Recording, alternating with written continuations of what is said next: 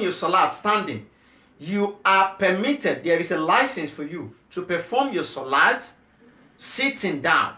If you cannot sit, you are allowed to lie down on your back and perform the salat. You cannot do that. They give you the license to do it in a way that will be suitable and convenient for you. That is to tell you that the religion of Islam does not involve extremity. It is a religion of ease. Qala Rasulullah sallallahu alaihi wasallam. The Prophet of Islam says, "Inna dina yusrun." This religion of ours is ease. Is easy. Religion of Islam is a religion that is easy. There is no difficulty in it. There is nothing like forcing somebody to do what is incapable of doing in Islam. There was a day, Rasulullah sallallahu alaihi wasallam, the Prophet of Islam, he entered his mosque and he saw a rope tied between two pillars. Then he asked, "Who tied this rope here?" They replied, "It belongs to Zainab. Zainab happens to be one of his wives." And then the Prophet said, Why would anyone tie a rope within the mosque? They replied, it was because anytime she is praying a salat and she feels tired and exhausted, she wanted to be resting on the rope. The rope will serve as a support for her. That is why she tied the rope. And Rasulullah said they should cut it off. That you should observe salat based on your capacity. If you cannot observe salat, if your capability cannot observe certain number of rakah, then you go and sleep. If you don't have the potential, you don't have the energy to observe salat, a certain number of rakah, you don't have the energy to do that, then go and sleep. Don't stress yourself unnecessarily. He said he should cut the rope. In another hadith, some Sahaba, companions of the Prophet, they sat down one day in the mosque. They were discussing. And one of them said, "I would never marry." Because he thought marrying would disturb him from worship, from ibadah. Another one said, "I will continue fasting throughout my life. I will not even stop fasting for one day." Another one said, "I will continue observing tahajjud, vigil prayer, every night, and I will not even go to bed." The Prophet sallallahu alaihi wasallam, he overheard those companions. You know, the Prophet's room and the mosque were interwoven. His room, the block of his room, was part of the mosque. So whatever is going on in the mosque, he would be hearing inside his room. So he overheard them, and then he came out and said, "Do not do that." Those of you that said, "I'm not going to marry, I'm not going to go to bed at night, I'm not going to stop fasting every day," do not do that. It is wrong. Fast. If you want to fast some days, and make sure you rest for another day. Pray tahajjud, vigil prayer, for some hours of the night, and go to bed for the remaining hours. Try as much as possible to marry. Not marrying is not part of my tradition. It's not part of my sunnah. My sunnah, my own legacy, encompasses everyone to marry. You have to marry. I also marry. The Prophet said, when it comes to piety and righteousness, none of you is as pious as I am. None of you is as righteous as I am. I am the most pious of you. I am the most righteous of you. I married. I do pray, tahajjud, and I sleep. I do fast and I break.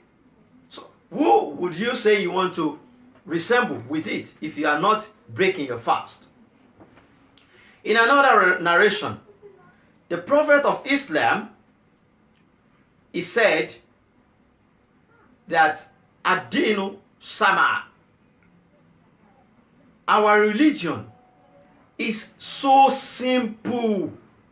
There is no complexity in our religion. So anyone who try to introduce difficulty into this religion, the prophet said religion will overcome that person. The religion is going to triumph over your because that thing you are introducing, that extremism you are introducing into religion is not part of it. So religion will always find its way back to triumph over your innovations, your bid'ah, the things you introduce into it.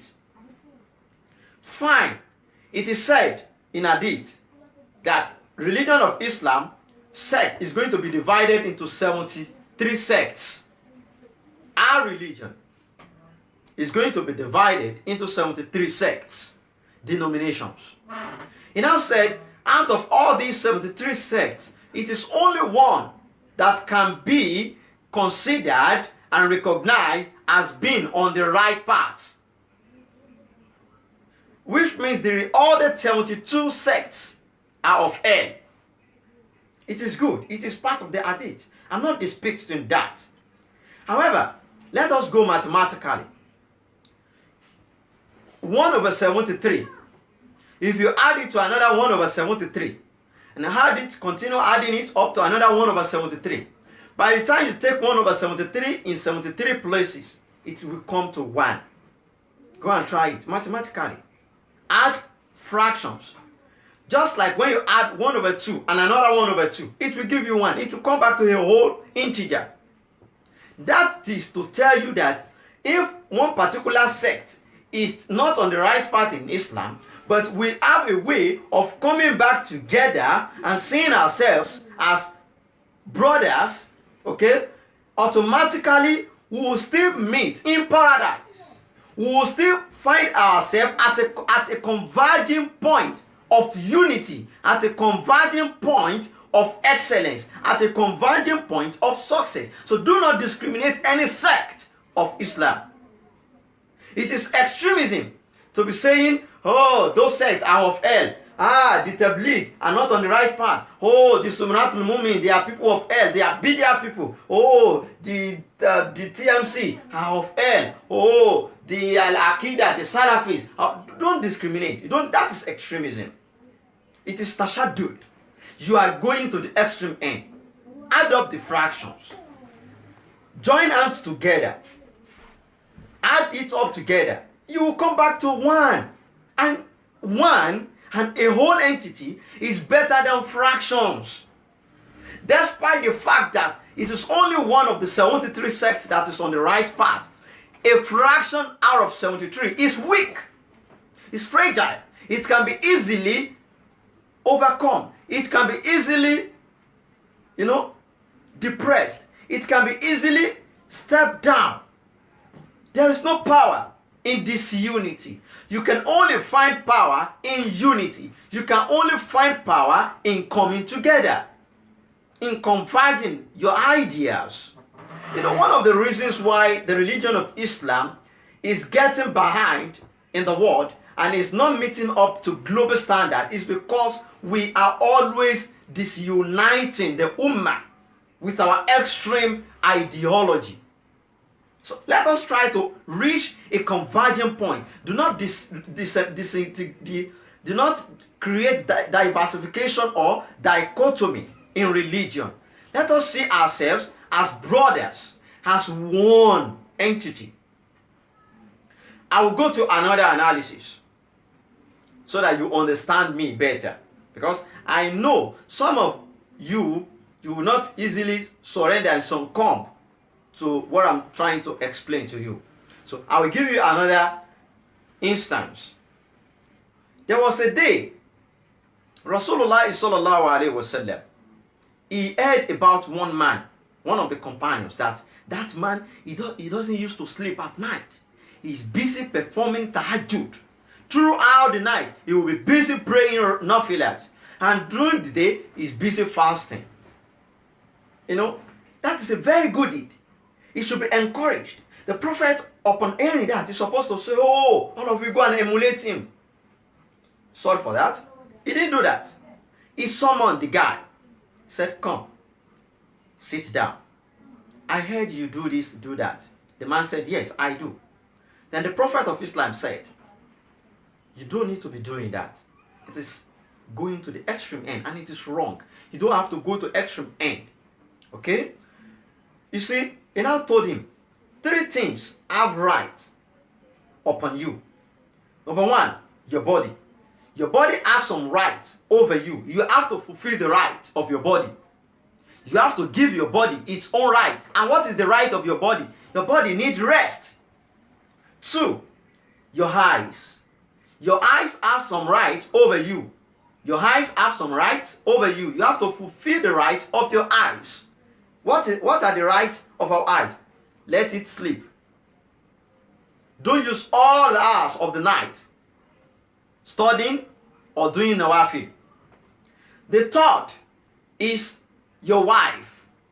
Our wives have rights, have some rights upon us that we must fulfill for them. You don't spend all your hours saying you are doing ibadah and abandoning your wife inside. No. The Prophet advised the fellow like that. All this is an evidence that our religion does not support extremism.